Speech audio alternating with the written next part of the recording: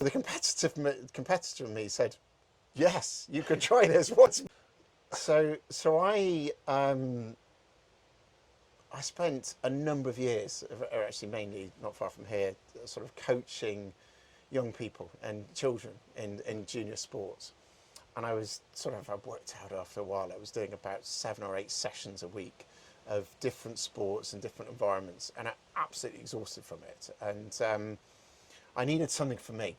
And, uh, and, and, and one of my friends, a very good friend who lives not far from here, sort of said to me, well, have you tried triathlons?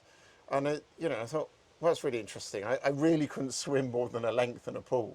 I didn't have a bike and hadn't done any running since I was in primary school. So the competitor in me said, yes, you could try this. What's because you can only get better at it.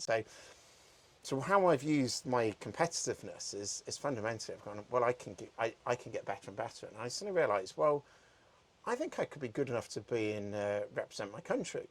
So last year I represented Britain for the first time in the European Championships. But this time I finished first in my age group within the British team, and 9th overall in Europe.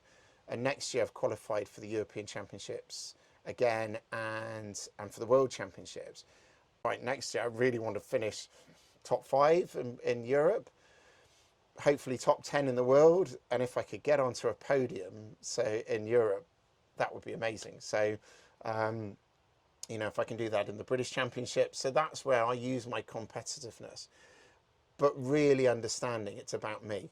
It's that I'm not actually competing against anyone else. And I think this is one of the first things, or one of the most important things I've learned as an athlete is you cannot worry who is in your race.